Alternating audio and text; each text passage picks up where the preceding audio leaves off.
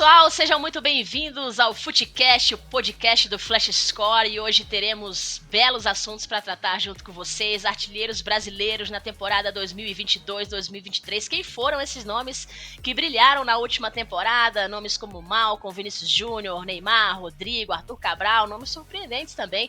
Teremos também o Bellingham no Real Madrid, a contratação dessa grande peça que vem do Borussia Dortmund para a equipe do Real Madrid, e vamos ver como é que ele vai se adaptar a essa próxima temporada. E claro, vamos falar também da Nations League. Croácia e Espanha se enfrentaram, a Espanha foi campeã. Vamos nessa então? Raoni Pacheco, uma honra estar aqui ao seu lado para mais um Futecast, o podcast oficial do Flash Score. Seja muito bem-vindo, tudo bem por aí? Ô Mila, prazerzaço estar contigo essa que é a segunda edição do Futecast. Já quero agradecer toda a galera que curtiu, comentou, compartilhou a nossa primeira edição, uma entrevista exclusiva com o Luiz Castro, atual treinador do Botafogo, foi um sucesso e esse é o nosso segundo Futecast. E é o seguinte, Mila, o nosso time Brasil aqui do Flash Score ganha um grande reforço, você sabe, minha amiga, que esse cara vem para ajudar muito a gente nas análises de todos os assuntos. Eu quero apresentar nosso grande reforço que faz parte da nossa equipe, vai tratar de todos os assuntos conosco, Rafael Oliveira. Seja bem-vindo, Rafa. Tudo bem, Raoni, Mila, obrigado pela moral, pelas palavras. Um exagero, hein? Mas tá valendo, obrigado. Vai ser um prazer, tem bastante coisa pra gente falar aí sobre futebol, o que não falta é assunto, vai ser um prazer bater esse papo e render alguns bons temas por aqui. Muito bem, então bora começar com o nosso primeiro tema, que são os artilheiros brasileiros na temporada 2022-2023. Raoni, vamos nessa. A gente separou aqui os artilheiros brasileiros na temporada 2022-2023. São os jogadores brasileiros que mais fizeram gols pelo mundo, e temos diversos jogadores diferentes, de clubes diferentes, de ligas mais fortes, de ligas um pouco mais fracas, e vamos debater um pouquinho sobre essas possibilidades, quem são esses caras que estão brilhando, que estão balançando mais as redes, pelo menos nessa última temporada. E o primeiro da lista, o cara que começa aqui com 26 gols durante essa temporada, no futebol russo, no Zenit, é o Malcom. Esse é o primeiro da lista. Rafa é o cara que mais marcou gols, a gente tem também na segunda colocação o Vinícius Júnior, Neymar em sequência, mas o Malcom foi o cara que mais marcou, viu? Chama atenção esse número, né? Se a gente for olhar, claro que o principal jogador do Brasil atualmente na Europa e no mundo é o Vinícius Júnior. O Neymar é a principal estrela, embora agora talvez já tenha até sido ultrapassado pelo Vinícius Júnior. O Malcom não entra numa lista assim, dos principais jogadores, dos mais badalados, da maior expectativa, e aparece fazendo uma grande temporada na Rússia. E sendo esse ponta pela direita que traz para dentro e finaliza e gera muitos gols a partir disso, por isso 26 gols em 33 jogos, mais 9 assistências, é uma participação efetiva em gols muito alta na temporada. Realmente o Malcom teve um ano de muito destaque num time que tem sido hegemônico, né? Tem sido o time dominante num futebol russo também que passa por mudanças, por transformações nesses últimos anos, especialmente com o impacto da própria guerra na Ucrânia, né? Então, o campeonato sentiu isso, os próprios clubes foram banidos das competições da UEFA e tudo, mas o Malcom, que ficou por lá, outros tantos brasileiros resolveram voltar para o Brasil ou jogar em outras partes do mundo, o Malcom ficou lá, ficou num clube que é a principal potência hoje e nessa última década do futebol russo. Uma coisa que é muito interessante da gente perceber, né, Mila? Pode... Mila, desculpa até te interromper aí. Desculpa te interromper, minha amiga, mas é o seguinte, a gente estava falando do Malcom aqui, mas tem um grande ponto que eu acho que norteou as discussões na internet, e isso é muito importante da gente colocar. Eu até conversei com o Rafa sobre isso, um pouquinho antes da nossa gravação aqui do podcast, porque o Malcom teve um grande desempenho, mas boa parte dos torcedores brasileiros e torcedores apaixonados por futebol pelo mundo questionaram esse ponto, vamos colocar assim, de liderança do Malcom na artilharia em comparação com os demais brasileiros. Questionaram porque acreditam que a Liga Russa perdeu muita qualidade, por causa de todos esses problemas que o Rafa citou. E aí, Rafa, o quanto a gente pode colocar na conta, não tirando os méritos do Malcom, mas questionando os méritos perante essa falta de qualidade da Liga Russa por todos esses problemas? Quando a gente compara com as principais, a gente está falando de Premier League, de La Liga, de Série A na Itália, de Bundesliga, de Ligue 1 na França, a Liga Russa certamente está atrás. Aliás, a Liga Russa tem perdido, especialmente se a gente olha para o ranking de coeficientes da UEFA, né? que é o que determina até o número de vagas em competições europeias, embora nem seja o caso agora, porque a Rússia, por conta da guerra, foi afastada da possibilidade de disputar. Então, a Rússia já vinha de temporadas ruins em termos de desempenho dos seus clubes, dos seus representantes. Eu não acho que a Liga Russa tenha sido o tempo inteiro uma liga fraca. Ela já teve momentos melhores, mas ela perde jogadores com a brecha injustificável, né, que a FIFA deu para que os jogadores com contratos com clubes russos pudessem sair de lá, da mesma forma os ucranianos. Isso fez com que vários jogadores relevantes dentro do campeonato tenham saído. Por mais que seja uma liga também muito fechada no sentido de reunir todos os principais jogadores russos, né? A Rússia é um país que, ao contrário do fenômeno que acontece na maior parte do mundo, ela exporta poucos jogadores para as principais ligas europeias. Então, a Rússia tem essa particularidade de segurar os seus principais jogadores, muitas vezes. Mas dá para dizer, sim, que quando a gente coloca frente a frente com outras ligas, eu acho que essa balança ela é importante, se não para avaliar o desempenho do Malcolm, porque aí o Malcolm tem o mérito de ter se destacado lá, não importando o nível da liga, ele sobrou. Ele foi muito bem. Num time dominante, ele foi o principal protagonista, o cara que fez muitos gols, criou muitas jogadas, e ele já vinha sendo mesmo antes do período da guerra e tudo, mas na hora que a gente coloca frente a frente com outras ligas, essa balança é importante quando a gente pensa em convocação para a seleção brasileira. Hoje, se a gente pensar em opções para a ponta direita da seleção brasileira, a gente vai pensar, lembrando na Copa, né? O Rafinha era o titular, o Antony era a opção imediata. O Rodrigo é um jogador que pode atuar por aquele setor. O Malcolm vem na sequência. Quando a gente pensa que o Rafinha não fez boa temporada, não conseguiu ir bem no Barcelona com a regularidade que se esperava. O Antony é um jogador que até agora está envolvido em outras questões fora de campo, mas que é um jogador que tecnicamente é mais jogador do que o Malcolm. O Rodrigo me parece o mais pronto deles, até para assumir maior protagonismo na seleção brasileira, seja por fora ou por dentro, porque ele pode jogar como 10, ele pode jogar por dentro e tudo. Eu acho que existe sim uma brecha para que o Malcolm seja observado. Eu acho que é válido que ele esteja nessa lista de observação. Até porque ele tem uma característica diferente desses outros que eu citei, nem tanto do Rodrigo, mas principalmente quando a gente coloca frente a frente com o Antony e Rafinha, o Malcolm é um jogador mais finalizador, tanto que os números mostram isso. Então, o fato dele ser um ponta mais gerador de gols pode ser interessante em alguns contextos para a seleção. Mas eu acho justo esse questionamento em relação à força, à qualidade da liga, porque, de fato, hoje ele não joga as competições europeias e ele está num clube que sobra no cenário nacional. E só para fechar esse assunto do Malcolm, Rafa, eu queria muito saber de você o quanto impactou aquela transferência um pouco mais tumultuada que ele teve, né, referente a Roma, Barcelona. Se esperava muito dele naquele momento, né? Mas o legal do Malcolm é que ele é muito jovem ainda também, apesar de ter passado já tanto tempo referente a isso, lembrando que ele ia para Roma, não foi, o Barcelona entra no negócio, fica com o Malcolm, ele não dá muito certo, tem que recomeçar no futebol da Rússia, e ele ainda tem 26 anos, então você acha que aquilo impactou muito na jornada dele até aqui, ou ainda com esses 26 anos dá para aproveitar bastante essa caminhada dele daqui para frente?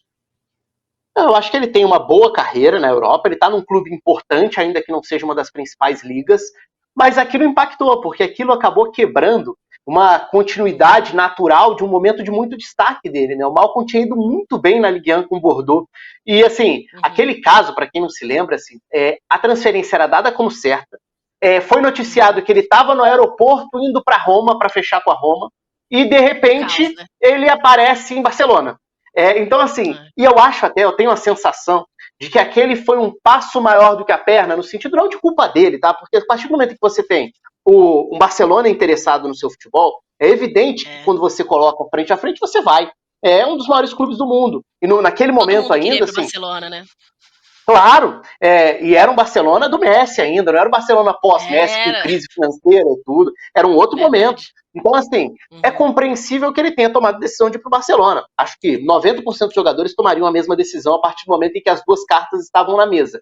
Só que no Barcelona ele acabou tendo menos espaço, isso já era esperado. Na Roma ele iria para assumir um protagonismo de uma Roma que estava movimentando muito a janela de transferências. E com isso ele acaba perdendo um pouco de espaço e ao ir para o futebol russo ele sai dos holofotes das principais ligas. Então não é que a carreira dele tenha dado errado por causa daquilo, ou que tenha acabado ali e tal, mas foi um momento que definiu o momento de subir o degrau. Como ele tentou ir para um degrau mais alto, e eu não sei se ele era naquele momento um jogador para brigar por titularidade no Barcelona, acredito que não, e já acreditava nisso na época, acho que ele acabou perdendo um pouco de espaço. Mas acho que não dá para julgar a decisão, porque era uma decisão natural.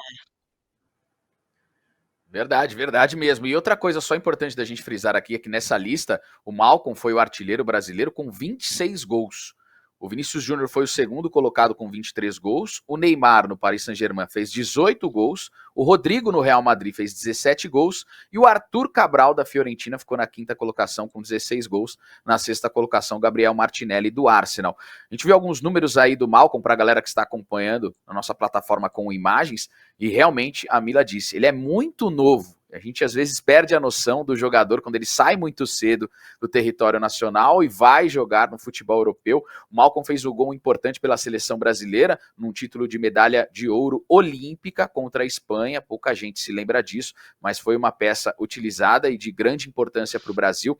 Ele tem em jogos oficiais 282 jogos, 76 gols, 47 assistências, 14 cartões amarelos sofridos, acho que é uma média pouquíssima ali perante os jogos que já disputou. Cartões vermelhos, apenas 1. E ele tem 4 gols em cobranças de penalidades máximas. É um repertório para a gente analisar um pouquinho mais. E aí, tem uma pergunta importante que eu jogo para vocês aqui, né? Perante esses números, futebol da Rússia, o mercado tá aí, janela tá aí, talvez o nome do Malcom pode ser especulado em alguma outra grande equipe, problemas para o Zenit em segurá-lo? O que vocês acham? Vai, Rafa. Eu acho que não tem problema se ele não quiser, porque no seguinte sentido, dinheiro não é um problema grande para um clube que tem uma condição muito boa como é o Zenit na Rússia. A grande questão os jogadores passaram a ter essa brecha por conta da guerra, a FIFA deu essa possibilidade para que os jogadores conseguissem romper ou suspender os seus contratos.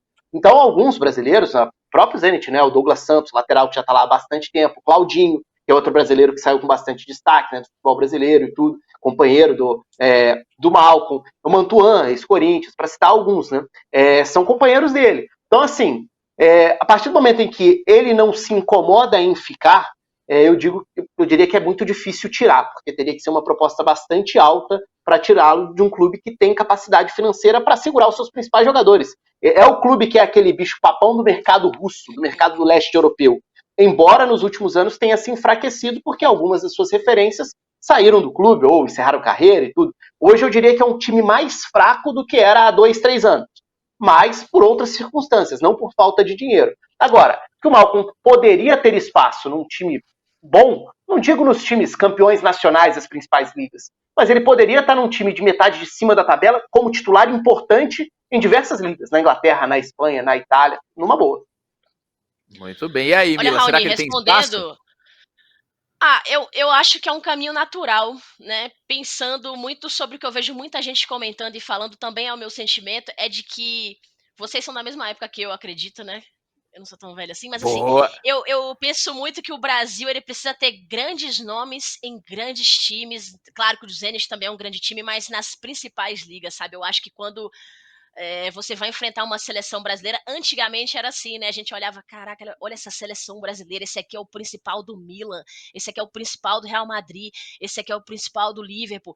A gente tinha jogadores assim de muito impacto, né? Mundialmente em grandes equipes, em grandes ligas. Eu acho que o Zenit sim tem a importância nessa jornada do Malcom, mas eu queria muito ver ele também trilhando para esses outros caminhos, para que a seleção tivesse isso de volta, né? Essa questão de ter grandes peças em grandes times, em grandes elencos, como era antigamente, que a gente sabia que o nosso meia era o principal de algum time, o nosso atacante era um dos melhores do mundo. Eu acho que a gente precisa disso sim, até porque, né, Raoni e Rafa, ele vai enfrentar os melhores zagueiros, ele vai enfrentar zagueiros que têm muita experiência em ligas mais duras, né? Então, eu queria muito que ele trilhasse esse caminho também para a gente ver como é que funciona o Malcom também nessa nova possibilidade de uma liga um pouco mais forte, mas acho que o Zenit também foi importante para ele, mas espero que ele consiga ir para ligas um pouco mais duras, para que a gente possa ver uma seleção com nomes mais consagrados em ligas maiores, sabe? Eu acho que é um grande ponto para a gente abordar quem ficou em segundo lugar nessa lista, porque o questionamento da galera era com relação a isso. A comparação Malcom e Vinícius Júnior, o grau de dificuldade que o Vinícius Júnior enfrenta vestindo as cores do Real Madrid. A gente tem números do Vinícius Júnior, são 225 partidas, 59 gols, 64 assistências. Olha o quanto cresceu nesse quesito o Vinícius Júnior. Cartões amarelos, 34 cartões amarelos aplicados para ele, um cartão vermelho. Olha só, é o seguinte, a média dele de nota, assim, analisando as últimas temporadas, vou colocar ali, porque tem as nossas estatísticas na tela para quem nos acompanha via vídeo, 7,5. É um jogador de um rendimento fora do eixo hoje, né, Rafa? A gente pode colocar que o Vinícius Júnior está na lista com 23 gols na comparação com o Malcom, mas acredito que no coração do brasileiro, na análise, ele possivelmente estaria na primeira colocação a nível de rendimento geral de temporada. Não tem a menor dúvida. Aí entra muito aquela questão de colocar na balança o nível de competitividade, de desafio, de exigência em que cada um está inserido. O Malcom fez uma grande temporada na Rússia. Ótimo, foi muito bem. Acho justo que a gente debata, como a gente vem falando, sobre ele ser uma opção ou não para a seleção. O Vinícius Júnior, a gente está falando de um jogador que o debate é outro. O debate é, ele é top 3 ou top 5 melhor jogador do mundo? Ele está nesse nível, porque ele é um dos jogadores mais determinantes, desequilibrantes do maior clube do mundo. Ele é o principal hoje, né, especialmente agora com a saída do Benzema, mais ainda, é até uma outra questão, como o time vai se recuperar dessa baixa e como isso vai afetar o próprio Vinícius Júnior para os próximos anos de Real Madrid. Mas o desempenho que a gente tem visto é de protagonista no maior palco do mundo, que é jogar uma Liga dos Campeões indo longe, sendo campeão várias vezes, como o Real Madrid tem sido ao longo dos últimos anos. Então, realmente, é um outro nível. Essa comparação, ela existe do ponto de vista meramente frio dos números. Se a gente vai para o ponto de vista de comparação de desempenho, inserindo todo esse contexto ao redor, a comparação não existe, porque o Vinícius Júnior hoje está num nível em que a gente pararia para falar Mbappé, Haaland, Vinícius Júnior, quem fez temporada melhor e tudo. É nesse nível. O Vinícius Júnior está num outro status hoje, quando a gente fala de capacidade, protagonismo. A Mila falava sobre brasileiros de destaque nos principais clubes do mundo. Hoje a referência é ele, é o Vinícius Júnior. E é até interessante que nessa lista tem o Rodrigo na sequência, né? Porque é um peso de jogadores muito jovens, mas que já assumiram esse protagonismo num clube do tamanho do Real Madrid. E o interessante, né, Rafa e Raoni, é que o Vinícius, ele não é protagonista num time que não tinha ninguém. Mas ele chegou no Real Madrid devastado, aí o Cristiano Ronaldo foi embora. Não, ele estava ao lado de grandes nomes também, né? Ele estava ao lado de um Kroos, de um Modric, de um Benzema. Ele se adapta muito bem, ele sabe ficar no Real Madrid B quando precisa ficar, ele espera o momento certo para conseguir trabalhar, e ele tem as oportunidades de uma forma também muito rápida, né? É o primeiro brasileiro com gol em final de Champions e Mundial de Clubes. São 23 gols e 21 assistências, 22 anos apenas. E a lista de títulos dele é meio assustadora até da gente falar, né? Porque são 2 mundiais, Supercopa da Espanha, La Liga são 2, Liga dos Campeões, Supercopa da UEFA, Copa do Rei. E aí vai ter que ver também a motivação do Vini daqui pra frente, que isso passe pela seleção brasileira também, porque realmente ele já conquistou assim muita coisa. Isso coletivamente, né? Porque individualmente também são várias outras conquistas.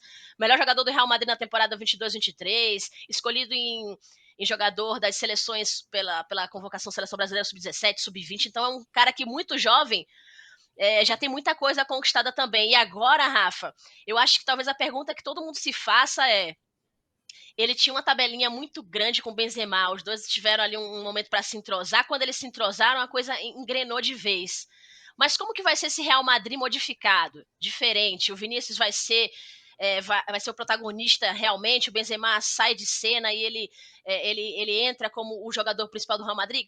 Entra, mas como que vai ficar esse Real Madrid? Porque ele vem muito jovem também, né, Rafa? O Real Madrid, ele envelheceu, ele venceu muita coisa, mas é uma renovação agora. Vai ter muito acerto, vai ter muito erro, mas o Vinícius, ele vai ter uma pressão muito grande só com esses 22 anos, né? Vai e já tem, né? Porque a gente está falando de um clube em que o fato de você ir para lá como uma aposta para o futuro imediatamente já te faz ser muito cobrado.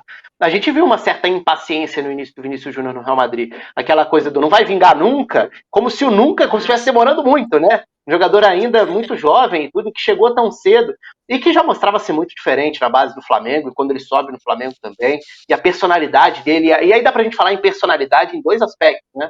A personalidade no sentido de ser um jogador que, mesmo quando ainda não tinha números tão bons, especialmente de finalizações, ele já era aquele jogador que erra, vai tentar de novo. Errou de novo, foi desarmado, tenta de novo. E não se abalar, para mim, sempre foi um dos grandes méritos do Vinícius Júnior dentro de campo.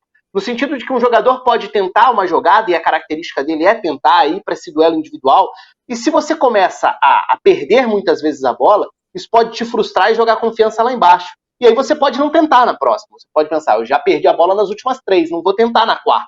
Ele não, ele tenta na quarta, na quinta, na décima. E eu acho isso uma grande virtude dos grandes jogadores. Porque se ele fosse esse cara para se abalar, para ficar com a confiança muito abalada, ele talvez tivesse perdido espaço, talvez ele tivesse sido colocado de lado, como muitas promessas são nos grandes clubes europeus. E em nenhum momento a gente viu esse comportamento dele. E olha que ele claramente precisava evoluir, como evoluiu no sentido de tomada de decisão. O que fazer depois que eu supero aquele primeiro, aquele segundo marcador, na explosão, no drible, na agilidade, na criatividade? O Vinícius Júnior sempre sobrou no Real Madrid. E era nítido que ele era até o escape da velocidade num time que já tinha se tornado um time um pouco mais lento. Até pelo envelhecimento da base do time que foi tão campeão na última década.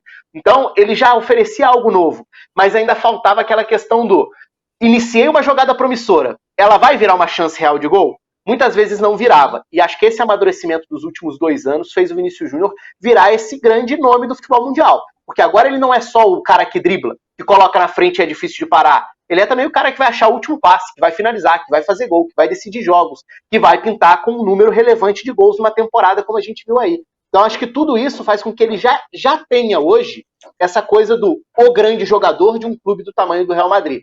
Eu acho que vai abalar a saída do Benzema, no sentido de que o Benzema o Benzema virou uma grande referência no Real Madrid, sendo um facilitador.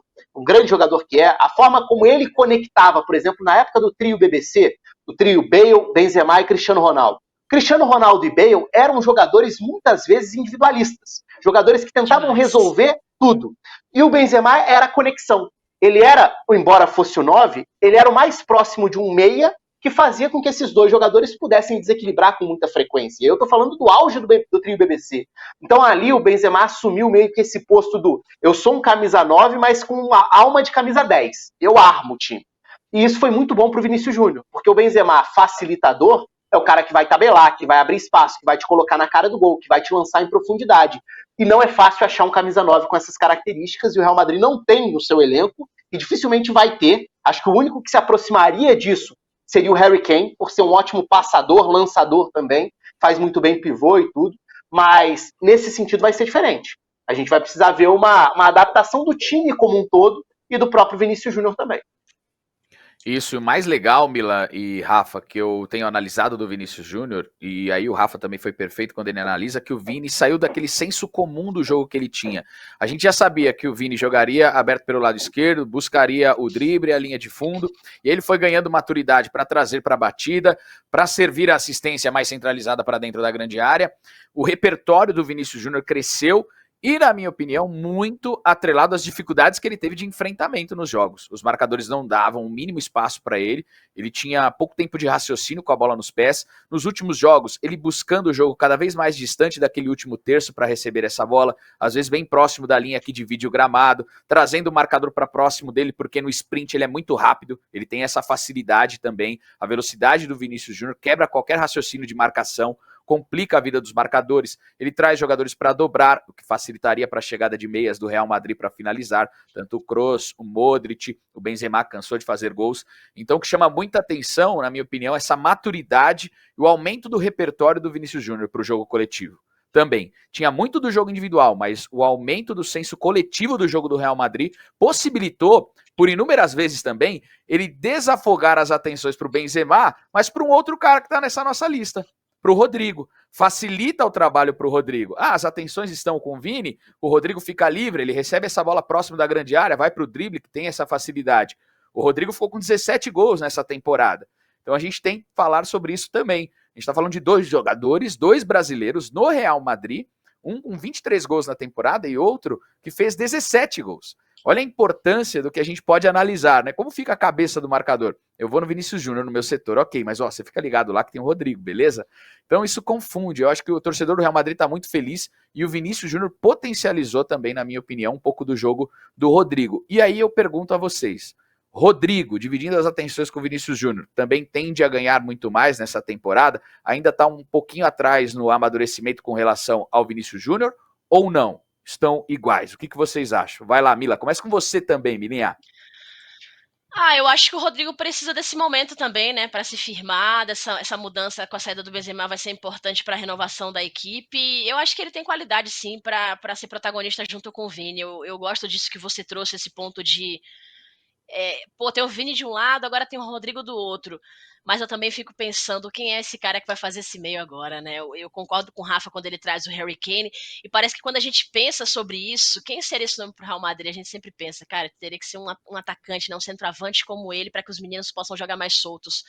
Porque acaba que o Real Madrid tá se transformando num time com muitos meninos, né? Muitos jovens ainda também. Então eu acho que em algum momento vai ter que ter uma experiência, mas eu acho que o Rodrigo, apesar de jovem também, assim como o Vini, ele tem capacidade, a quantidade de títulos é a mesma, os dois estão juntos, os dois estão focados. Eu acho que o Real Madrid vai ter sim um Rodrigo um pouco mais participativo, mas eu penso muito em quem vai ajudá-los agora nesse meio, quem vai ser esse cara que vai ser a ligação entre os dois também. Possibilidade do Harry Kane é legal, é bacana, mas e o Mbappé, que é muito jovem também, será que vai pintar? Como é que vai ficar esse Real Madrid jovem demais? Fica bom, fica rápido, fica, enfim, renovado, mas eu penso muito nisso, viu, Raoni? Quem vai ser o cara que vai chegar entre os dois? Porque eu acho que isso vai determinar como o Rodrigo vai se comportar dentro de campo. E eu espero que seja um nome que ajude os nossos dois brasileiros para que eles possam ter uma temporada ainda mais espetacular do que eles já tiveram em outras também. Rodrigo tá nessa lista, Rafa, ele fez 17 gols, ficou na 4ª colocação, à frente dele também tem o Neymar, que a gente pode falar daqui a pouquinho, mas é isso, o potencial ofensivo do Real Madrid, e o quanto pode ser um ponto de elevação para o Rodrigo, esse crescimento também do Vinícius Júnior para ajudá-lo. Rodrigo, destaque também do Real Madrid. O Rodrigo também cresceu bastante. Primeiro, assim, você falava sobre o Vinícius Júnior, a forma como ele era perseguido, caçado e tal, acho que esse é um ponto que a gente não pode deixar de citar. Hoje o Vinícius Júnior não é só, entre aspas, um dos melhores jogadores do mundo. O Vinícius Júnior hoje é um dos maiores atletas do planeta, pelo posicionamento, pela maneira como ele sofre com uma perseguição, do sentido do racismo mesmo, que é algo que eu não me lembro de ver de uma maneira tão declarada, e a cada estádio, a cada adversário, e a maneira como ele passa a ser perseguido em campo por adversários, sofrendo com a violência e tudo, é impressionante a cabeça, a maturidade para lidar com algo que não é simples, aliás, muito longe disso, e até para se posicionar de uma maneira que faça com que ele vire uma voz importante do planeta. Então, assim, é muito impressionante o tamanho do que o Vinícius Júnior já é hoje, como jogador e como atleta. E eu estou separando as duas coisas porque eu acho as duas igualmente importantes.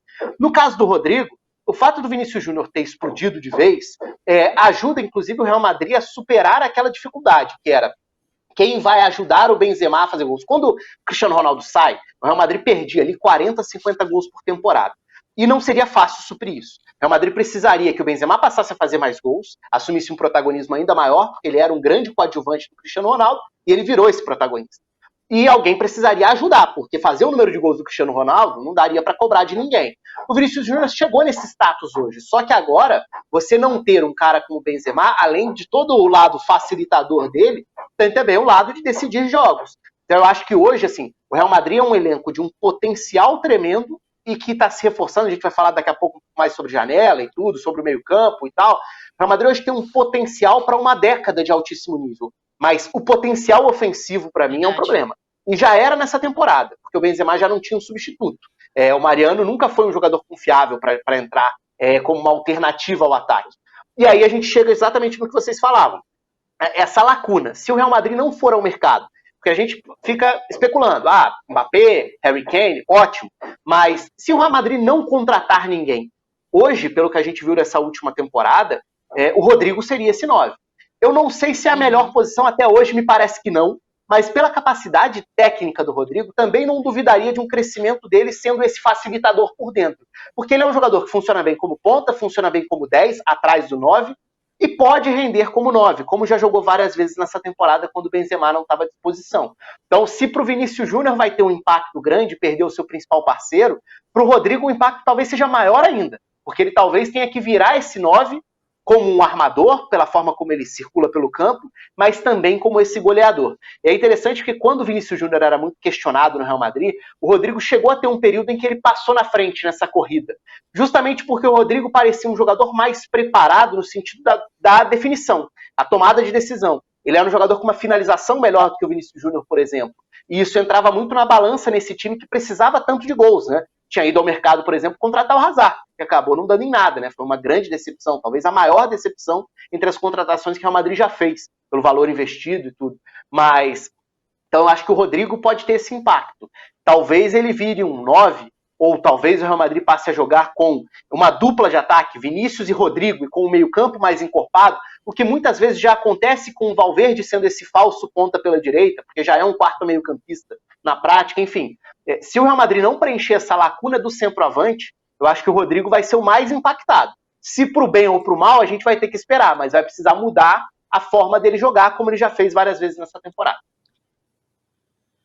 Muito bem, falamos dessa lista aqui que tinha o Malcom em primeiro, o Vinícius Júnior em segundo, a gente pulou para o Rodrigo quarto, Raoni e Rafa, a gente tem o Neymar aqui entre eles, né? Terceiro lugar, o Neymar conseguiu pelo PSG 18 gols, 17 assistências, 31 anos, uma fase mais madura do Neymar, mas as lesões continuam ainda assombrando ele. Interessante que os números do Neymar, né? Ele, pelo Barcelona, 186 jogos, marcou 105 gols e 76 assistências, mas no PSG ele tem menos jogos, 173, marcou mais gols, 118 e deu mais assistências, uma a mais, 77. O Neymar fez uma boa temporada, Rafa, Raoni. Rafa, o Neymar ele tem essa questão, né, das lesões, isso atrapalha muito ele, parece que é uma coisa que assombra ele geralmente próximo aos mata-matas de Champions League, isso acaba atrapalhando porque são os momentos mais importantes de todas as temporadas, geralmente, os momentos que mais precisam do Neymar também, mas assim, o Neymar ele tem números ainda interessantes, e nessa lista de maiores artilheiros da temporada ele tá aqui, obviamente, mas mesmo assim, foi uma boa temporada, deixou a desejar, poderia ser melhor, o que vocês acham? Bom, eu acho que o Neymar tem duas questões. Para mim, o grande problema do Neymar atualmente é clínico. É ver qual é a reincidência dessas lesões no tornozelo, é ver como isso vai afetar a forma dele jogar no restante de carreira dele, e ele ainda pode ser um jogador de altíssimo nível, mas esse para mim é o ponto crucial.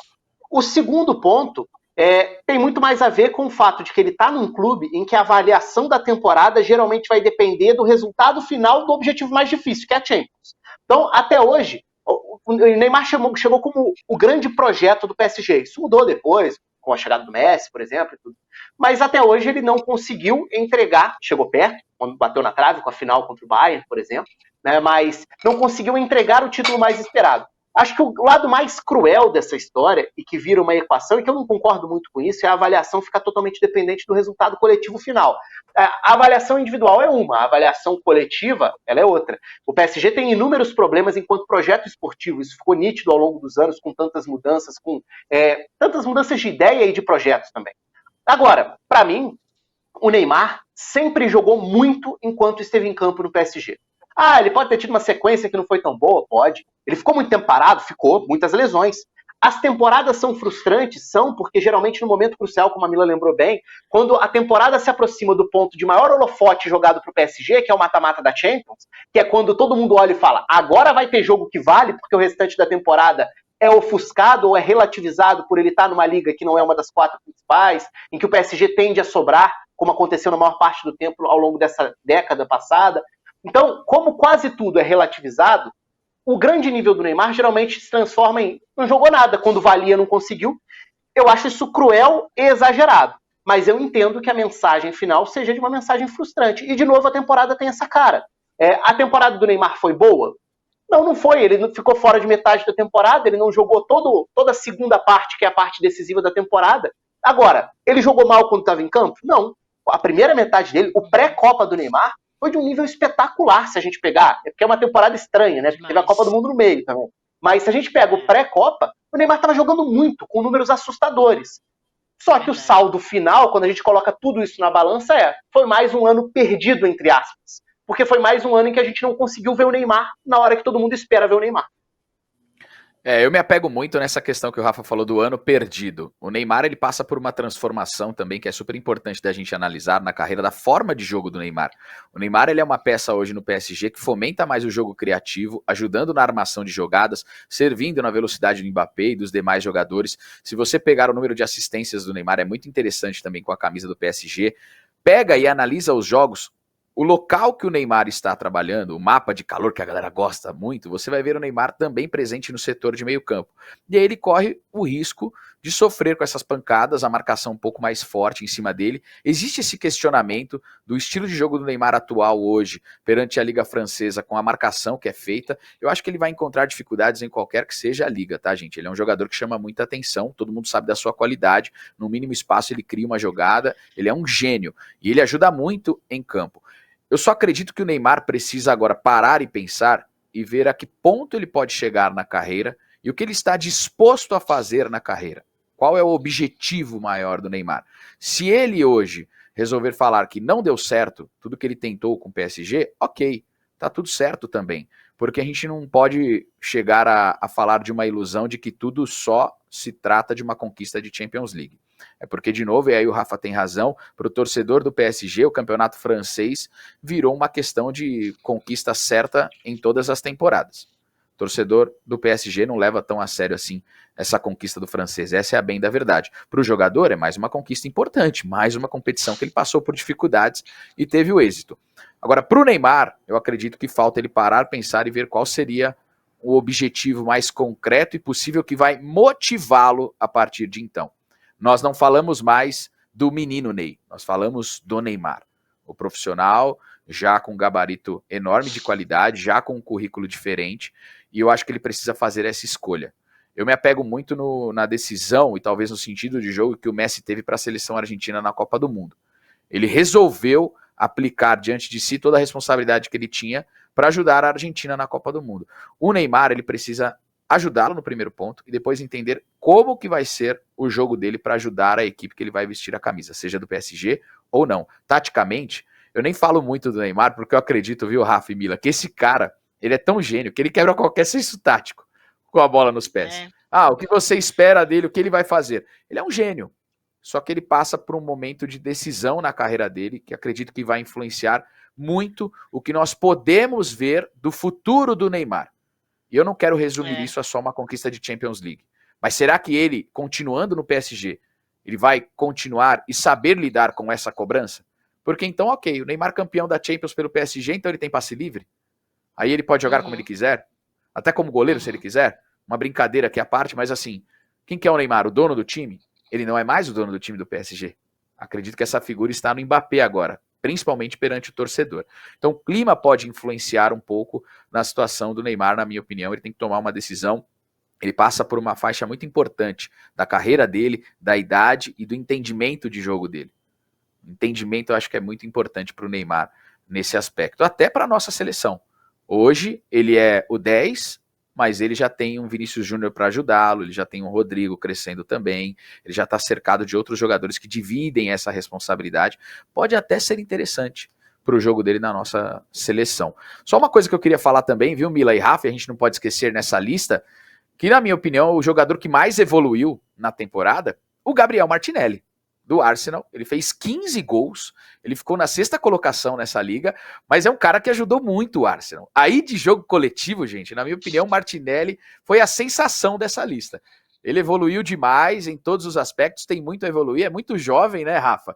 E o Martinelli tá aí, virou a sensação do Arsenal, o Arsenal que bateu na trave na Premier League, fez uma excelente campanha, mas a gente tinha o Manchester City atropelando, superando cada vez mais recordes com o Pep Guardiola no comando, mas o Martinelli teve um grande destaque, né? A gente não pode deixar de falar dele.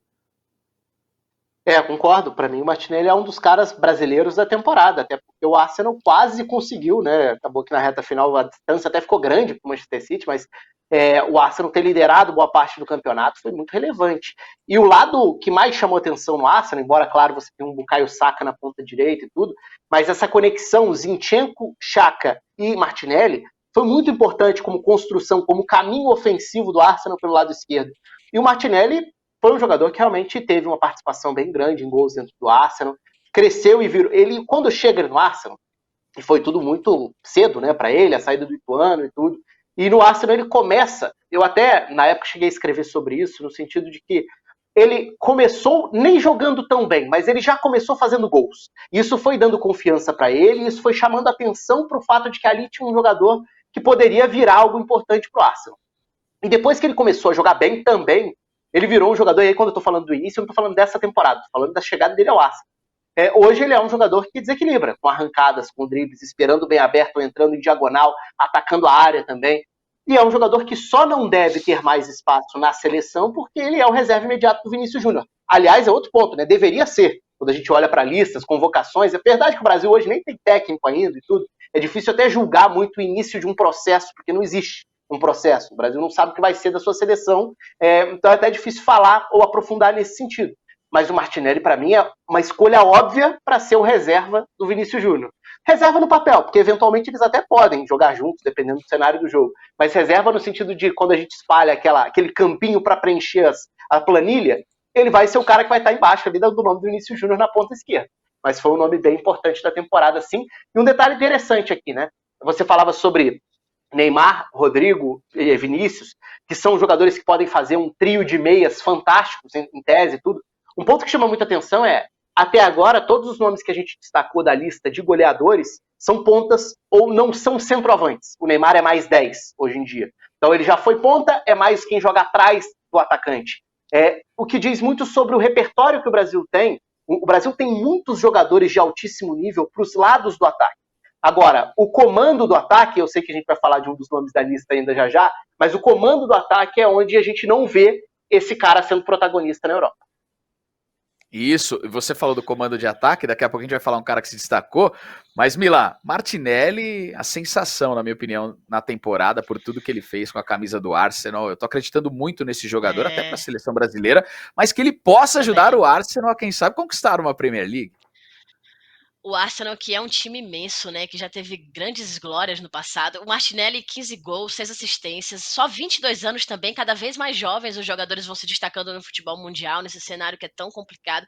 E ele foi escolhido para a seleção da Premier League ao lado de grandes nomes, viu? Ele foi escolhido ao lado do Haaland, do Saka, do De Bruyne, então ele tá nesse 11 ideal da Premier League. Olha que grande conquista também. E quando ele sai do Ituano e vai pro Arsenal em 2019, ele já chega conquistando a FA Cup. E se a gente analisa isso friamente, Rafa e Raoni, isso foi em 2019, né? Então ele sai do Ituano, olha o salto imenso que ele dá, joga numa grande equipe que é o Arsenal.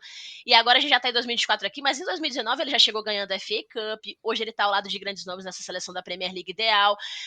Faltou muito pouco, né, pro Arsenal conseguir esse título inglês, mas realmente o Manchester City é uma equipe muito difícil, né, e você não pode dar brecha, o Arsenal acabou dando, o confronto direto fez diferença.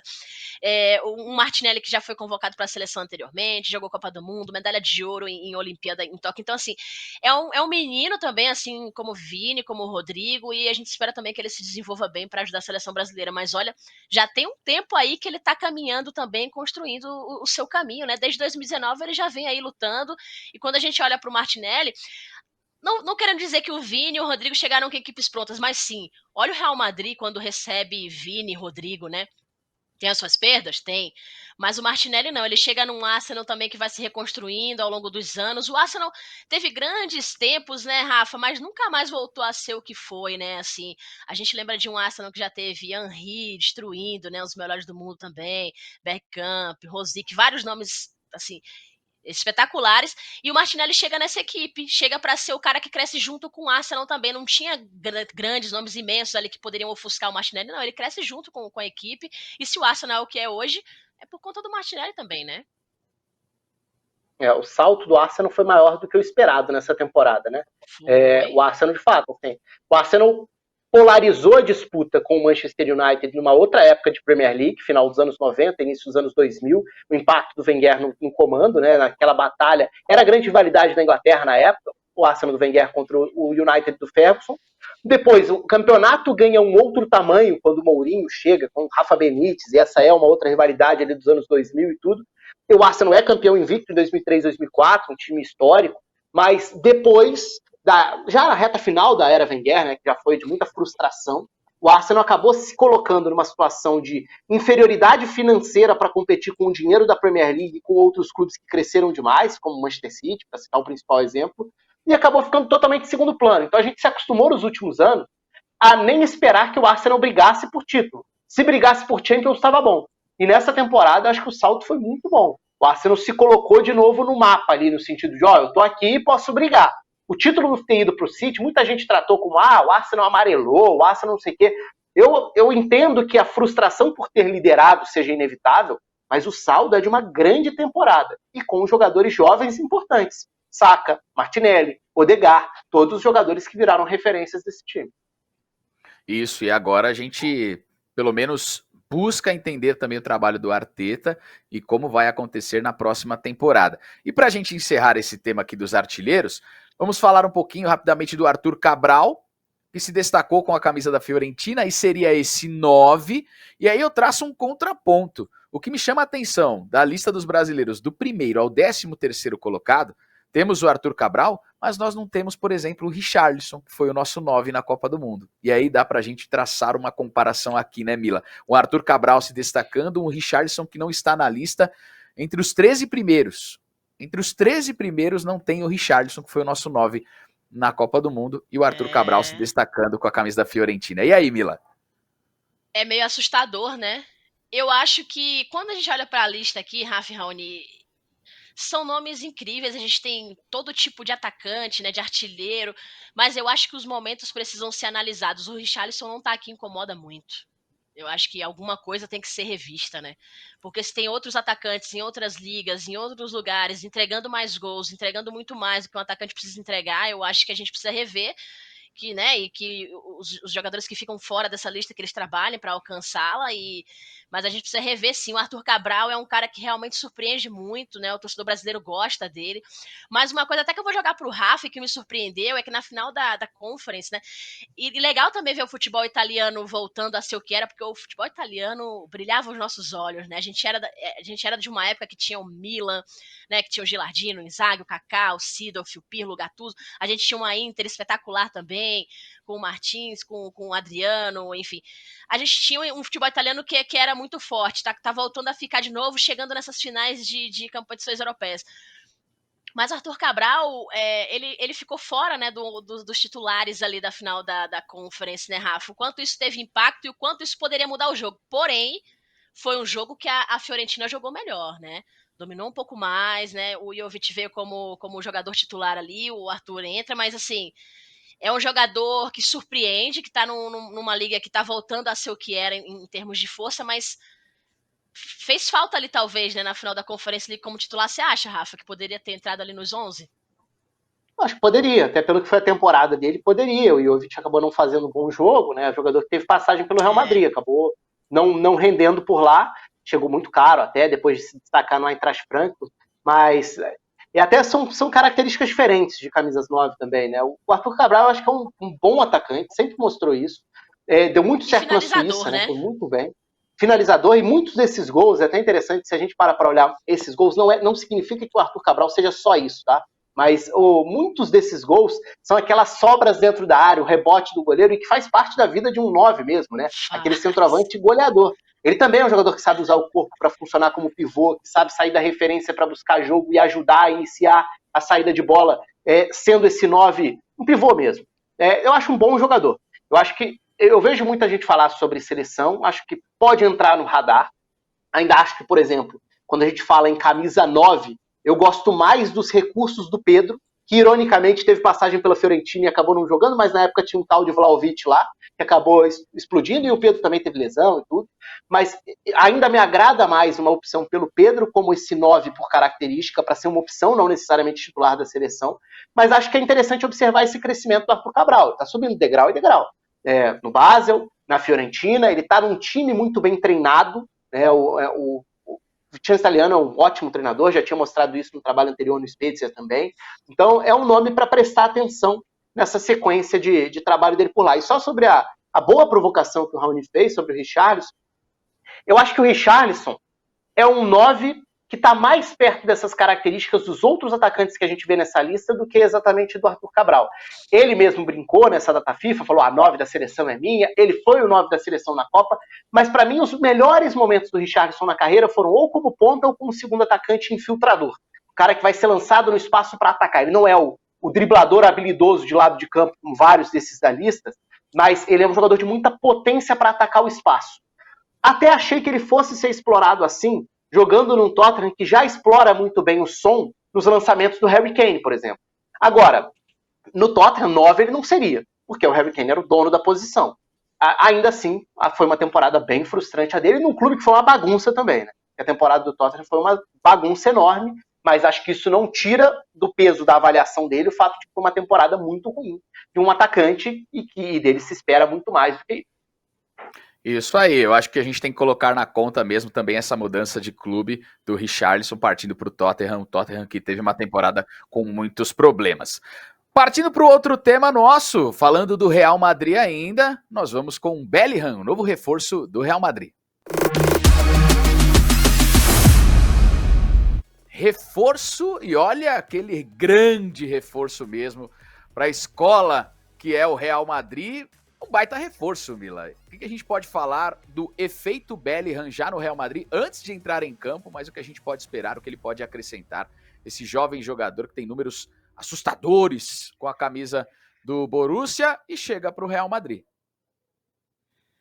Eu acho demais ver o Bellingham no Real Madrid, jovem também, né? A gente vai repetindo esse tempo todo, mas cada vez mais eles estão precoces, né? 19 anos, 100 milhões de euros, aí temos praticamente mais de 500 milhões de reais no investimento.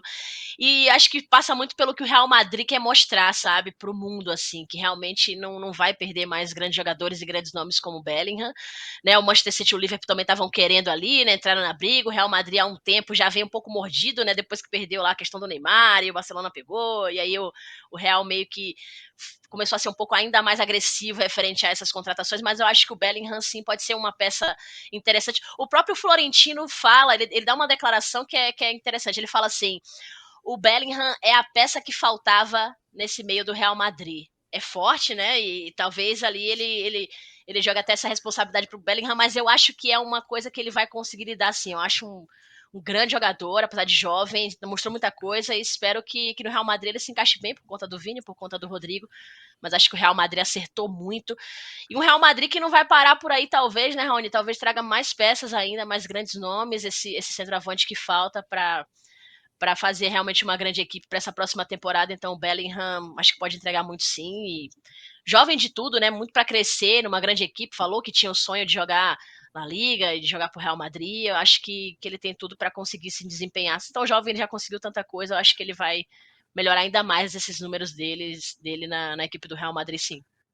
Rafa, esse quebra-cabeça tático que agora tem o Real Madrid, talvez, com essa nova aquisição, onde se encaixa o Bellingham nesse time? O que você vislumbra de potencial também ofensivo para o time comandado pelo Ancelotti com esse reforço de tamanho peso? Eu gosto muito do futebol do Bellingham. Para mim, o Bellingham é o maior projeto de meio-campista de topo, para ser o melhor meio-campista do mundo atualmente. Uau. Eu não vejo outro jogador que tenha esse peso, assim, essa capacidade e essa evolução e tão precoce, né? O Bellingham foi muito novo para o Borussia Dortmund. Ele saiu do Birmingham com a camisa aposentada, gente. Assim, a gente está falando de um jogador de 17 anos tendo a camisa aposentada do clube por onde ele passou. Tudo bem que aí eu acho que é um exagero completo, mas é porque o Birmingham entendia que esse cara ter surgido aqui vai ser algo que vai honrar tanta gente que a gente já aposenta de uma vez a camisa. Eu acho muito precoce, mas beleza, hoje em dia deu super certo. Foram visionários. Agora, ele foi para o Borussia Dortmund e tomou conta do campeonato. Hoje a Alemanha tem alguns dos principais jovens para essa posição no mundo. Para mim, ele, não exatamente a mesma posição, mas ele, Musiala e Wirtz, para mim são os três grandes jovens do campeonato alemão nessa última temporada. O Wirtz ficou um bom tempo fora por lesão. Musiala assumiu um protagonismo no Bayern. Mas o Bellingham é um meio-campista muito técnico, muito elegante e de uma capacidade de ocupar uma faixa do campo que aí sim eu acho que complementa muito com os outros jogadores desse processo de reformulação do meio-campo do Real Madrid. Eu gosto muito da forma como essa nova versão Florentino Pérez, e não é só por causa dele, mas como o Real Madrid virou um clube inteligente no mercado. O Real Madrid, ao longo dos últimos anos, não foi mais o que foi muitas vezes na era Florentino Pérez, seja no início dessa ou na anterior. A farra do mercado. Sai contratando um monte de gente porque tem nome, porque é legal, porque faz barulho. O Real Madrid vem conduzindo um processo de renovação muito bem feito.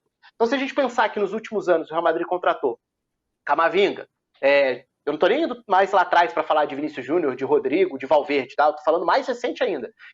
Camavinga, Tchouaméni e agora Bellingham. A gente está falando de um trio que pode ser um trio para 10 anos de meio campo de alto nível. E o Valverde também é novo e entra nesse processo. Então eu acho que o Bellingham ele acrescenta no sentido de que o Real Madrid sabe que o tempo passa, e o tempo está passando. E o meio-campo com Casemiro, Kroos e Modric já acabou porque o Casemiro saiu. O Modric está jogando muita bola ainda. O Kroos já nem joga tanta bola assim mais, mas foi um jogador histórico. Então é importante o Real Madrid ter cada vez mais preparada essa reformulação. E acho que com o Bellingham, esse quebra-cabeça do centro do campo, ele se encerra. No sentido de que, tá aqui o projeto para os próximos anos. E tem o Ceballos, que é um bom jogador também, e que acho que nem tem tanto espaço no Real Madrid. O Modric vai continuar sendo um dos pilares, mas eu acho que o Bellingham entrega algo diferente desses outros, no sentido de que ele é um jogador mais capaz de pisar na entrada da área para definir lances. O Modric faz isso em vários momentos também, mas acho que o Bellingham pode ter números melhores em termos de gols ainda, que vai ser algo importante, especialmente se o Real Madrid não contratar outro atacante, que é aquilo que a gente falava antes. Esses gols que o time não tem mais vão precisar ser distribuídos. E aí eu acho que o Bellingham entra para ajudar. Já que o Rafa comentou sobre essa questão de contratações e de que o Real Madrid está sendo muito certeiro, né, muito assertivo e que vai ter um bom elenco provavelmente para os próximos anos, Rafa, tem também a questão da margem de erro, né? O Hazard não foi aquele acerto tão grande assim, ninguém esperava que fosse um erro também, né? Então isso pode acontecer, mas pelo que vem mostrando o Real Madrid, a chance está bem pequena, né, da equipe errar numa dessas contratações como está fazendo agora, né? Toda contratação tem risco. Pode ser muito inteligente, pode ser sem sentido nenhum. Nunca dá para prever o que vai acontecer. A contratação do Hazard, talvez hoje entre nas listas das piores contratações da história do Real Madrid. Certamente vai estar. Agora, ela não significa que ela tenha sido errada quando foi feita. O Real Madrid precisava de um jogador com aquela característica. O Hazard estava jogando muita bola. O Hazard tinha feito uma espetacular Copa do Mundo de 2018. Ele era o jogador certo para aquele momento para o Real Madrid. Ele só não deu certo. Ele não jogou. Teve lesões, não conseguiu ter continuidade. E aí virou um jogador de péssimo custo-benefício. Mas eu concordo. Sempre vai ter essa margem de erro. O Jovic, a gente citou agora há pouco. O Jovic foi caríssimo. Não virou uma alternativa ao Benzema no comando do ataque. Foi a última vez que o Real Madrid contratou um jogador caro para tentar ter um reserva para o Benzema. Então, assim, errar vai. E esses jogadores jovens, alguns não vão dar certo também. Então, o Real Madrid tem agora, por exemplo, voltando, o Brahim Dias. O Brahim Dias foi um desses caras, um jogador jovem que pode evoluir, virar uma opção. Takefusa Kubo, outro ótimo jogador, mas que ainda não virou esse cara para fazer parte do elenco principal do Real Madrid. Erro sempre vai ter, mas eu gosto da filosofia, sabe? Eu gosto por dois motivos. Primeiro, por essa questão de olhar para jovens de potencial, e segundo, porque eu acho que tem um trauma do Florentino Pérez. Lá da primeira passagem dele no clube, no início dos anos 2000, ele conduziu muito mal um processo, que era o processo de contratar galácticos, por dois motivos. Um, achar que técnico não importava tanto, e depois ele entende como era importante ter um conciliador. Ele teve essa figura do Vicente Del Bosque que não valorizou. E eu acho que é por isso que ele dá tanto valor hoje ao Ancelotti. Por mais que em 2015 ele tenha sido demitido logo depois de apresentar um ótimo futebol em 2014. Mas acho que por isso ele voltou agora, porque ele virou essa bola de segurança. Vamos até ver por quanto tempo ele vai ficar e tudo, né? É a questão da seleção brasileira. E o outro ponto naquela primeira gestão do Florentino Pérez, ele parecia não se importar com um lugar vital de qualquer time, o centro do campo. O Real Madrid dos Galácticos era um time recheado de estrelas do meio para frente, mas o meio-campista praticamente não tinha, tanto que a figura do Makelele ficou muito marcada porque era o carregador de piano, um cara sobrecarregado. O Real Madrid de hoje é o time dos meio-campistas. Isso me agrada, porque eu acho que aí tem o embrião para um grande time está ali, para você ter um time equilibrado, para você ter um time com capacidade para tantos anos. Tanto que esse Real Madrid do Cristiano Ronaldo, do Bale, do Benzema, foi o Real Madrid de Casemiro, Kroos e Modric. Agora, Rafa, olha só, né? Estou aqui hoje no nosso podcast no jogo de provocações, né? Mas eu estava aqui com a minha caneta, minha querida Mila, para quem está acompanhando a nossa transmissão via vídeo, né? O nosso conteúdo, traçando um painel tático desse Real Madrid. No jogo mais propositivo, e aí, vamos falar a verdade, quando você pega a tabela do Real Madrid no Campeonato Espanhol, você jogando no Santiago Bernabéu, num jogo mais propositivo, mais com a posse de bola no campo de ataque, quem você acha que dança ou não dança nesse time do Real Madrid para a entrada do Bellingham? Acho que é um desafio para a gente aqui. E no jogo que você tem um viés defensivo também ali na casa dos 50%, porque o Real Madrid tem o seu DNA ofensivo, todo mundo que joga contra o Real Madrid sabe disso, como encaixa o Bellingham nesse time? E eu nem estou imaginando ainda o centroavante, hein? Nem estou falando na figura do Benzema, que não era tamanhamente centroavante assim. Mas o que você imagina, Rafa, que dá para montar num jogo mais propositivo, principalmente nos jogos Santiago Bernabéu, em casa, contra adversários que o Real Madrid já entra com aquela obrigação dos 3 pontos, e num jogo mais defensivo, um jogo de oitavas de Champions, talvez, contra um Bayern de Munique, por exemplo? Dá para escalar o BR ligando em qual função no setor de meio campo? É um desafio meio anti-elonístico aqui que a gente está fazendo, tá? Mas eu acho que é legal a gente parar para pensar nisso taticamente. Não, é legal até porque tem algumas pontas soltas aí na história, principalmente vai ter um 9, não vai ter um 9, isso vai mudar muito, porque mexe completamente na forma de montar o time. O Rodrigo, se não tiver um 9, o Rodrigo vai ser o 9. Eu parto desse princípio. Agora, numa formação mais defensiva, a gente já, ou cautelosa, não necessariamente defensiva, mas assim, a gente já via, geralmente, o Valverde sendo o titular do Rodrigo, o ponta pela direita, para ajudar a fechar o meio campo. E aí o time, numa formação mais defensiva, tem o Tchouaméni como primeiro. E aí o Tchouaméni pode ser o primeiro, e aí o time pode ter Valverde na direita, e aí vamos ver se Kroos e Modric, o Bellingham na vaga de um dos dois, eu imagino que do Kroos. Agora, dependendo do andamento, aí eu tô pensando no Vinícius Júnior na esquerda com o Rodrigo na frente, tá? Essa numa formação mais cautelosa. Mas acho que isso vai rodar muito dentro da temporada também. Numa formação mais propositiva, o Real Madrid pode ter, inclusive, o Kroos como primeiro, como jogou várias vezes no fim da temporada. E aí você pode ter Kroos, Modric pela direita e Bellingham pela esquerda, pode ter os três formando um trio de meio-campistas. E aí o Rodrigo ainda como ponta pela direita, o Vinícius na esquerda e o 9, se tiver a figura do 9, é possível. Ou, se não tiver a figura do 9, pode ter o Bellingham completando um quarteto de meio-campistas com Rodrigo e Vinícius formando uma dupla de ataque, que daria mais liberdade para o Vinícius não ser exatamente o ponta, e sim um segundo atacante mais por dentro, uma faixa do campo que ele já passou a explorar mais com o Ancelotti.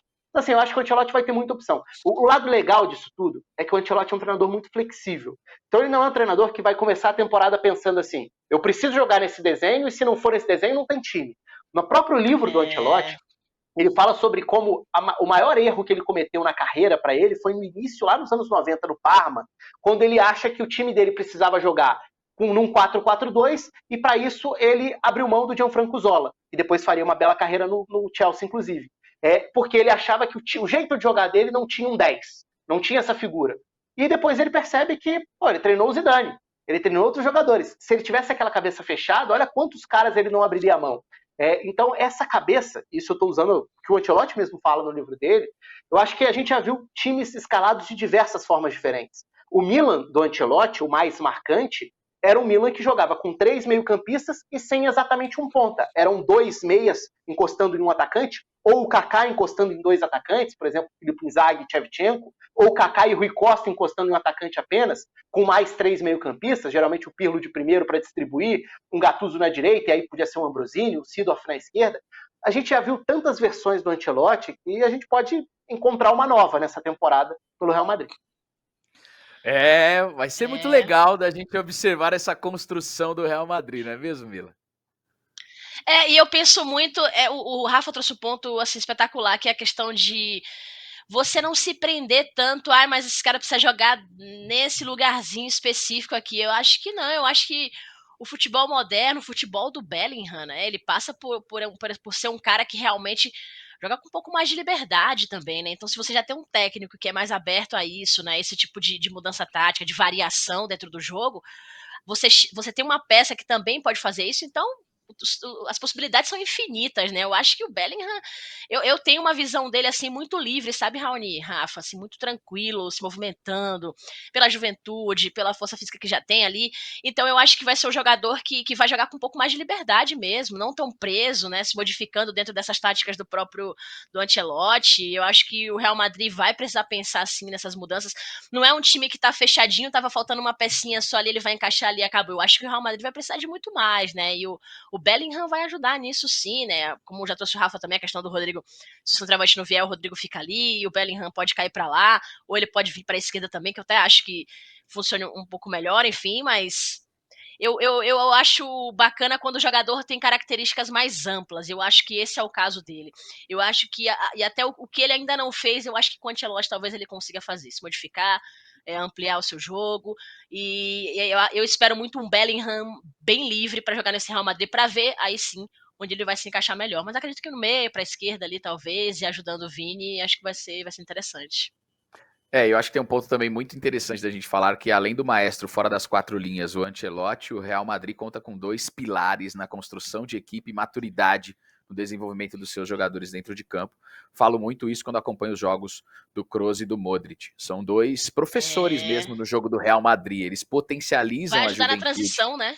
Demais, demais. Então o jogo do Real Madrid, quando está ali concentrado por esses dois professores, os pilares na armação do Real Madrid, evolui muito o jogo dos jogadores que acabam de chegar ao elenco, que tem a possibilidade até a serem trabalhadas as margens de erro dentro das tomadas de ações dentro de campo. São dois jogadores que dão muita tranquilidade para que isso aconteça, para que o jogo do Real Madrid tenha uma fluência melhor. E vai ser interessante da gente ver o desenvolvimento do Bellingham. Não que ele precise daquele desenvolvimento que muitos jogadores necessitam, ele já tem um status de muita qualidade, mas ao lado desses dois jogadores também, eu acredito que eles potencializam ainda mais a fluência do jogo de quem se aproxima deles, taticamente e também no instinto de percepção de jogo que em poucos segundos tem a necessidade de ter um jogador como esse. É isso, então esse será o efeito Bellingham, o nosso tema de hoje também. E agora a gente vai para o tema que fecha o nosso podcast. Tem novo campeão na Nations. Vamos lá.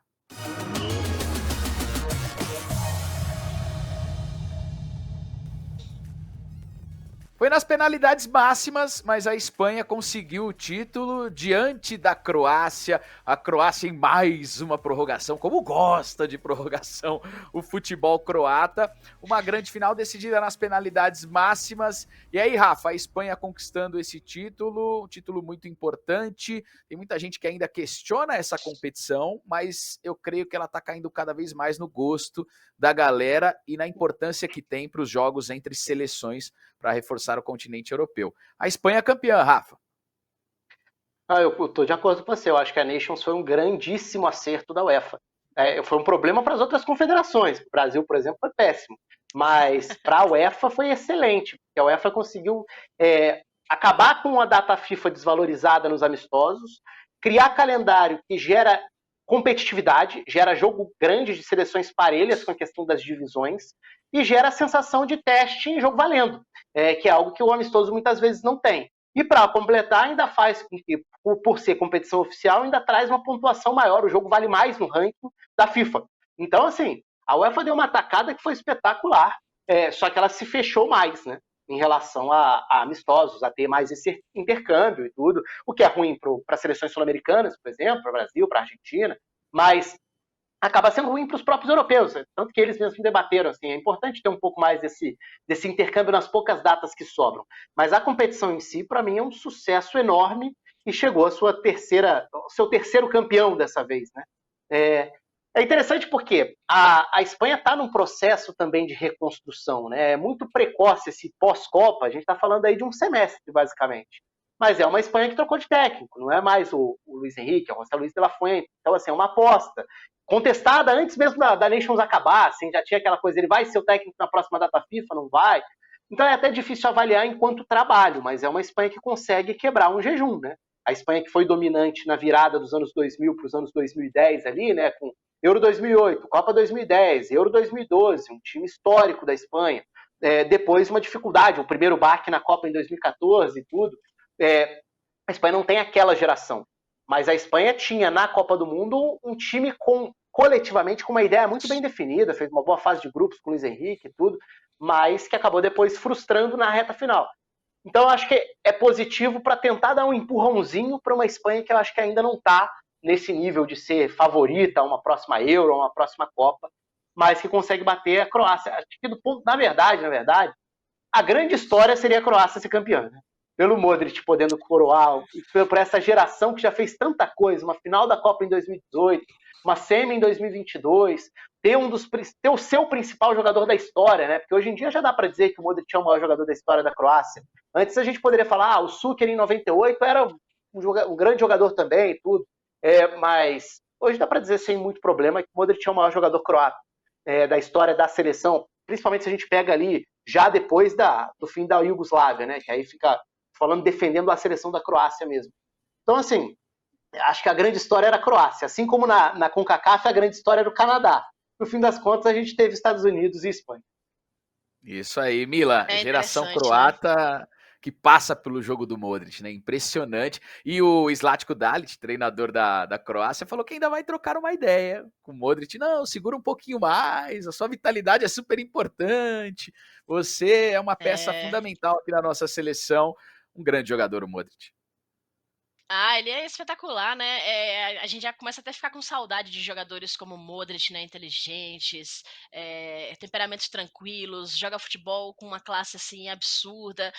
Mas o futebol ele tem aquela pontinha às vezes de decepção e em vários sentidos, né? Não que a Espanha não merecesse ganhar e que não tenha sido bonito também ver a seleção espanhola vencendo, mas o futebol ele não entrega vitórias a todos, né? Então sempre vai ter alguém triste nessa história. A Croácia é uma equipe que continua sem título, enfim, bate na trave aqui e ali, acaba não conquistando mais uma vez, prova do próprio veneno, né, quando perde nas penalidades, que é praticamente aí o ponto-chave da equipe em alguns jogos anteriores, inclusive Copa do Mundo. Mas quando o Rafa traz essa frase, né, o Modric, o maior jogador da Croácia, é o maior jogador que a Croácia já teve. E se você pensa, poxa, mas se com o melhor jogador que a gente já teve ao longo da nossa história, a gente não conseguiu conquistar um título, imagina a frustração também que não há na cabeça dos torcedores, imaginando que o Modric já está muito mais perto de parar do que de continuar ainda jogando por muitos anos, né? Imagina como é que não vai ser, então, esses próximos anos da Croácia. Claro que tem nomes também promissores e tudo, mas eu acho que passa muito por isso. Poxa, a gente teve o melhor jogador da nossa história aqui, a gente viu tudo isso de perto, um cara que no clube levantou tantos títulos, mas por aqui ele não conseguiu fazer isso. E não só ele, né, Raoni e Rafa, tantos outros nomes também que não conseguiram, né? O Ibrahimovic da vida, que acabou nem conseguindo títulos individuais como o melhor do mundo, por exemplo, ou muitas vezes não conseguiu levar a equipe da Suécia para a Copa. O futebol, ele, desde o início, ele mostra pra gente que a gente precisa lidar com esse tipo de coisa, né? Com essa frustração e com essa tristeza de que muitas equipes merecem, sim. Muitos jogadores mereciam muito mais do que conseguiram com suas equipes e seleções, sim. Mas no final das contas, não são todos que vão conseguir. O Modric já conseguiu muita coisa, ele já é extremamente vitorioso. Eu acho que faltou muito pouco para ele, assim, referente à carreira maravilhosa que ele teve.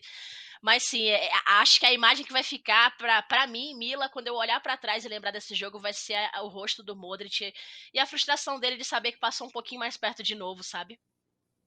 Acho que tem alguns componentes muito importantes para a gente analisar nesse jogo.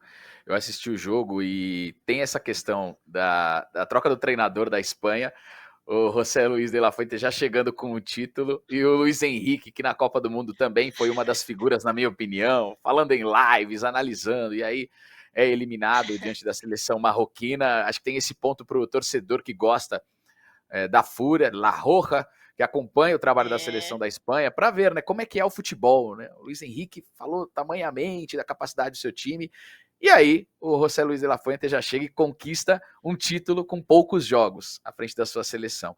E outra análise do jogo para mim, e aí... Raul, pode falar, para não te interromper muito, eu sinto que a Espanha já foi esse time também. Não sei se vocês vão concordar comigo, mas a Espanha já foi um time que teve grandes peças. Mas a Espanha tem La Liga, a Espanha tem um dos melhores campeonatos do mundo, mas não ganhava nada também, gente. Ali, né, quando a gente era criança, a gente via sempre a Espanha não ganhava muita coisa. Então talvez seja um percurso natural que a Croácia precise passar para se tornar, em questão de título, uma grande equipe também. Porque a Espanha também tinha vários nomes maravilhosos, um Raul, um Hierro, e não ganhava nada não, viu? Eu acho que a gente tem um tema depois do podcast que são as injustiças do futebol. Eu coloco Ibrahimovic e Raul nesse pote. Porque a geração do Raul, ela não tinha a qualidade que depois nós tivemos com a geração Iniesta, Xavi, da seleção da Espanha, muito bem trabalhada. O Ibrahimovic, coitado, correu na subida durante muito tempo, aí ele se aposenta, a Suécia vai para a Copa. Então tem muita coisa que a gente precisa nas injustiças. Mas se tem uma justiça... do mundo, né? Como tantos outros, sei lá... Isso, mas se tem uma justiça no futebol, e a gente só fala do Modric, mas eu acompanhei muito bem a última Copa do Mundo, e para mim, um setor de meio campo de posse de bola, de qualidade, foi um dos melhores que eu já vi. Brozovic, Kovacic e Modric. Esses três jogadores, na minha opinião, trabalham essa posse de bola muito bem, são muito versáteis, sem contar um grande jogador nessa seleção croata, Rafa, que ajuda muito taticamente, também evoluiu muito, o Perisic. É impressionante o quanto o Perisic acrescenta defensivamente na recomposição pelo lado que ele joga. E durante o jogo, na final, a Espanha concentrou a posse de bola no setor de meio campo e a única saída que tinha a Croácia era dar o chutão para o lado esquerdo, e quem subia para ganhar a primeira bola e ajudar a bola a passar pelos pés do Brozovic e do Kovacic era o Perisic. O Perisic disparava e o jogo da Croácia ficou concentrado boa parte no jogo do Perisic. São jogadores de grande evolução, né, Rafa, que a gente pode ver taticamente no jogo da Croácia, o jogo tático mesmo da Croácia. O pessoal fala, poxa, mas aquela prorrogação ainda com o Brasil foi um acaso. Eu até escrevi ontem nas minhas redes sociais, a Croácia não é um acaso. É o futebol muito bem trabalhado dentro das suas características táticas, Rafa. Eu acho que tem um pouco de tudo, né? Assim, o futebol, às vezes, é detalhe. O detalhe tem um componente da sorte, muitas vezes, da competência, da concentração, do psicológico, da confiança. Tem muitas coisas que são muito difíceis de mensurar, né? Então não dá para chegar e falar, é uma fórmula exata e fazendo isso vai dar certo, não fazendo vai dar errado. Isso não existe, e essa é uma das graças, né? Você não tem um jeito só de jogar, você tem várias formas e tudo. Eu tava pensando, enquanto vocês falavam da injustiça e tudo, eu acho que eu tendo a ver por outro lado. Eu gostaria de ter visto a Croácia campeã, para ter esse título, para coroar o Modric e tudo, mas eu acho que, no fim das contas, assim, a gente está falando da Croácia, a gente está falando de um país que tem uma população bem pequena. A gente muitas vezes exalta a capacidade histórica do Uruguai em revelar gerações e gerações e se manter competitivo. E no caso do Uruguai, especificamente, ele tem um peso maior porque é bicampeão do mundo, porque ganhou as Copas de 30 e 50. Mas a gente está falando de um passado bem distante também, né? E se a gente for pensar num recorte mais recente, o que a Croácia faz é muito impressionante, até porque é um país recente. Mas se a gente pensar na Croácia, né, desde a Euro 96, e aí Copa 98 chegando a semi, dando trabalho para a França que seria campeã, e agora essa retomada de 18 a 22, mas com bons times no meio do caminho, a Croácia da Euro 2008, por exemplo, a Croácia conseguiu se colocar num lugar em que, tudo bem, talvez não seja normal a Croácia toda a Copa, toda a Euro, ficar chegando à semifinal, mas a gente está falando de uma seleção importante do cenário europeu. Isso é muita coisa. Então, assim, não vai ter o título para coroar, mas acho que vai ter esse reconhecimento. Não só dos que estão ali, eu concordo com você, Raoni, sobre o meio-campo, acho que o meio-campo é espetacular. Poucas seleções no mundo têm um meio-campo com Brozovic, Modric e Kovacic, pela capacidade de controle, de passe, de alternar posicionamento. E se a gente voltar alguns anos, o Rakitic era um dos pilares e fez uma ótima Copa de 2018. Então, tem renovação. O trabalho que o Dinamo Zagreb faz, o Dinamo Zagreb é um dos clubes que mais revelam jogadores na Europa, quando a gente fala em jogadores que atingem um alto nível. O Dinamo Zagreb é um clube hegemônico na Croácia e que não para de revelar. E às vezes revela até jogador que não é croata. Por exemplo, o Dani Olmo, da seleção da Espanha. Ele ganha espaço jogando no Dinamo Zagreb antes de se transferir para o Leipzig.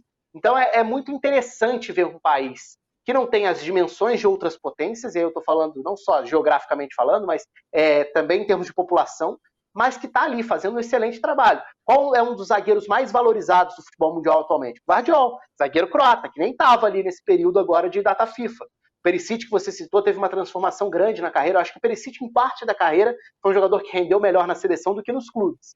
Na Inter, ele joga muito como ala, e agora ele vai se transformando num lateral, num ponta, num ala, pode fazer tudo. E é aquele cara que simboliza muito esse espírito da Croácia. Uma seleção que cresce no momento em que está todo mundo cansado.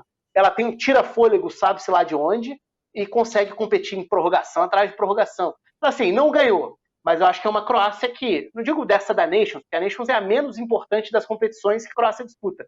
Mas essa era da Croácia, ela está na história. A gente fala de uma final, a Espanha vencedora, e nós estamos aqui analisando encantados uma bela seleção croata, que é muito importante de falar, né? Acho que tem vários requisitos, né? que fazem com que a gente tenha a felicidade de ver esse êxito croata, Mila. Muito legal, né? Muito legal saber que a Croácia tá trilhando o caminho dela, como a Espanha já trilhou, e agora tá colhendo os frutos do futebol, ele é assim, né? A gente é meio imediatista, né? A gente quer as coisas de uma forma um pouco mais rápidas, mas vai saber o que essa Croácia ainda vai aprontar e quais nomes surgirão ainda talvez melhores do que esses que comentamos por aqui. Então, futebol é gostoso porque é assim também, né? É como trouxe o Rafa, o detalhe, às vezes vai contar com a sorte também, porque não tem como explicar algumas coisas, né? E o pênalti, eu acho que até já não entra mais nessa questão de sorte, né, meninas? Rafa e Raoni? Essa questão do pênalti tá cada vez mais estudado, né? Eu já não consigo olhar os pênaltis da mesma forma como eu via antes, sabe? Um cara que não tinha um telefone, não tinha uma estatística, não tinha um analista. Os caras sabem tudo agora, né? Então é uma coisa muito mais estudada também. Então acho que a sorte nem passa aqui pelas penalidades, mas o O importante é que foi um jogo bacana de assistir, do jeito que o torcedor gosta, com prorrogação, com pênalti, com tudo. E eu espero muito que a Croácia, além de ficar na história como ela tá ficando, e por isso que a gente tá comentando aqui, eu espero que os títulos também venham para coroar, porque quando a gente olhar para a história lá na frente, quando a gente olhar lá para trás, os títulos acabam pesando muito, né? E eu espero que essa equipe brevemente seja coroada também com troféus, porque realmente tá começando a escrever uma história bonita, que ainda deve durar bastante. Com certeza. Até pra gente encerrar aqui o nosso Footcast, Rafa, aí tem o lado da Espanha, né? Vence um título, dá um fôlego maior pro seu novo treinador. Você acha que tem um caminho aí para trabalhar um pouco mais tranquilo, De La Fuente? Eu acho que ele tem uma tendência de ser um treinador, de novo falando uma palavra flexibilidade aí, né? Eu acho que ele tende a ser um treinador menos rígido na questão tática do que o Luiz Henrique. O Luiz Henrique era um treinador que causava uma antipatia a alguns, e era muito questionado por muitos, porque era um treinador que claramente colocava o seu sistema à frente dos jogadores. Então ele tinha um jeito de jogar e ele ia encaixar quem ele achava que encaixava melhor naquele jeito de jogar. Não importando se era o melhor jogador, se estava na melhor fase, tudo. Eu acho que com o De La Fuente vai ser um pouco diferente nesse sentido. Então talvez gere menos rejeição nesse sentido da personalidade forte. Não me parece o caminho. Agora, é cedo, né? O ponto que define o ciclo na Europa vem no ano que vem, a Euro. Porque o ciclo na Europa é marcado por 2 mini-ciclos dentro de um ciclo. A gente está acostumado a falar de ciclos de 4 em 4 anos por conta da Copa do Mundo, mas na Europa é muito de 2 em 2 anos, né? Copa Euro, Copa Euro. A Nations League conseguiu compor muito bem o calendário, mas ela não vai determinar o que é um grande trabalho, o que é um trabalho que vai ter longevidade ou não. Eu acho que ela ajuda a dar um fôlego e uma confiança inicial à Espanha. A Espanha tem sim grandes jogadores. Tem um Rodri numa ótima fase, tem um Pedri, que é um desses grandes meio-campistas dessa próxima geração, o próprio Gavi. Tem dúvidas também, jogadores que vão ou não vão vingar. Por exemplo, o Ansu Fati. Esperava-se que fosse a grande estrela do ataque dessa nova geração da Espanha. Até pelas lesões não conseguiu ser. O próprio Barcelona perdeu espaço. Tudo. Então, assim, acho que a Espanha não está hoje naquele nível nossa, essa é uma das seleções mais temidas do futebol mundial. Mas ganhar uma Nations dá uma confiança. É importante também, né, Mila, a gente falar que a Espanha volta a conquistar um título 11 anos depois da conquista da Euro em 2012. A gente pegar a lista dos títulos aqui da Espanha, tem a Copa do Mundo de 2010, mas tinha uma Eurocopa em 1964, em 2008 e 2012, e aí volta a ser campeã a seleção da Espanha depois de um tempinho. Tem a história da Fúria, mas se você pegar, são poucos títulos até, se comparado a outras seleções, mas é um título importante. Então, trabalho agora para o De La Fuente à frente dessa seleção espanhola. Legal, né, ver a Espanha voltando a ganhar um troféu. E, nossa, o Rafa tocou em alguns pontos agora e me fez lembrar de Espanhas maravilhosas, né? A última que a gente viu aí, que foi espetacular e que marcou muito, né? Com Casillas no gol ainda, Fernando Torres, né? Com Xavi, Iniesta, enfim.